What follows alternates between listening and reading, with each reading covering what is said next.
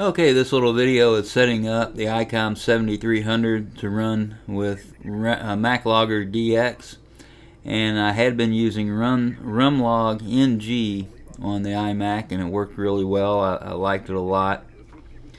There's only one change that needs to be done on the radio if you go between RumLog-NG and MacLoggerDX. At least the only one that I found. Let's go into the menu, set in connectors, go up to the top screen. I'll show you how everything is set up here. My USB AF output level set really high because I've been using it for streaming on YouTube. Normally I don't have it that high, and when I operate digital modes I back it off quite a bit, maybe 50%.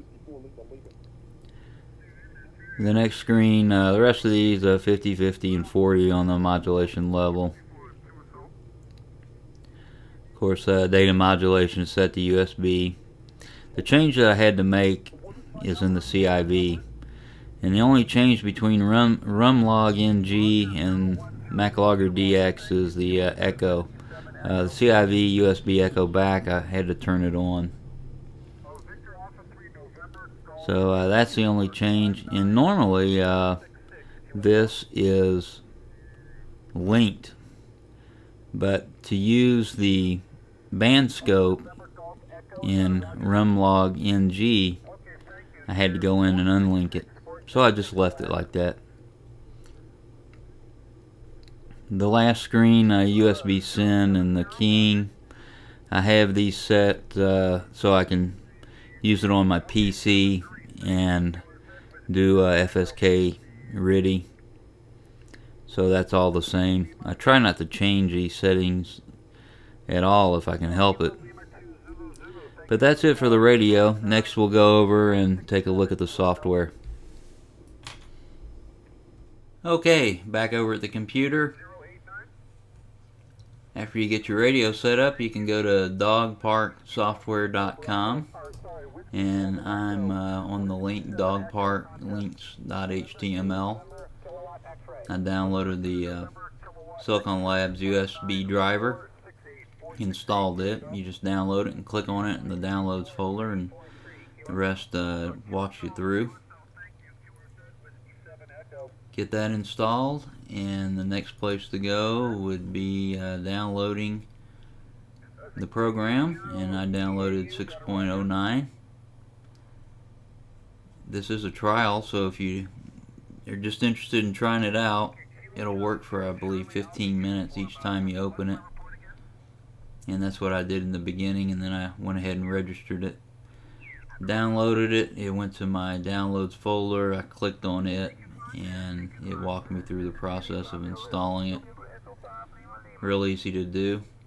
If you have any trouble, I'm sure you can email Don and he'll help you out. I did get some email from him a few times on a couple of issues I had, and I got the email back, oh gosh, must have been within an hour. Real helpful. So once it's installed, you open it up, and for the 7300, go to MacLoggerDX and Preferences, and in the station I've got my call sign entered here, my registration number entered, rest of the details. Got UDP broadcast check. I'm using it with FL Digi.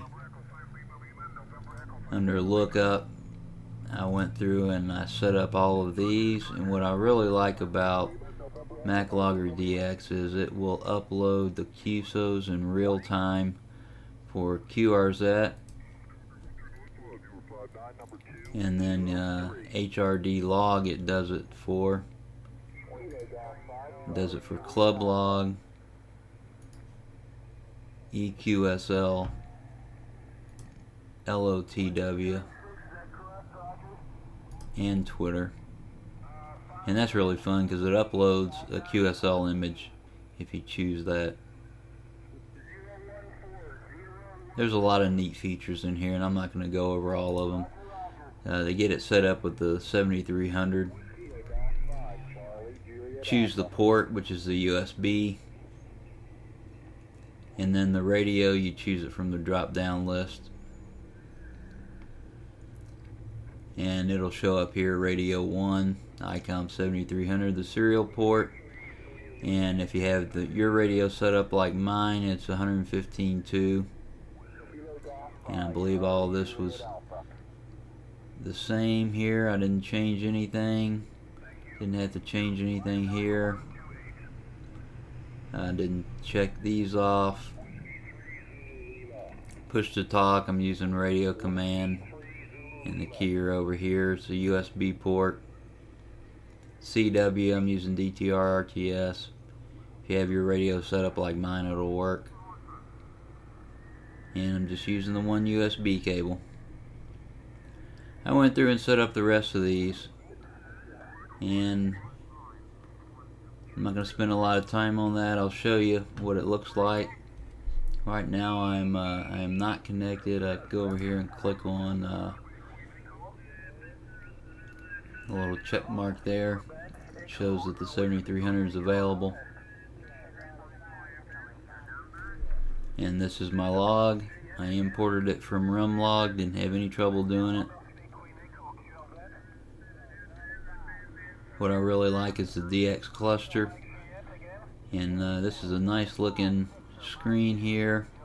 It's very easy to use. I can just click on the band that I'm on and what mode I'm using. Right now I've been playing around on the contest, so I've got these two checked, and then local, I'd set that up in preferences. I think I left it set to 1,000 miles. I may have shortened it up just a little bit, but go through here, and if I see somebody, let's try this one. Double click on it, and it tunes my radio to the frequency, the mode, puts his call sign in there, and if I can hear him, then I can go ahead and try to make contact with him.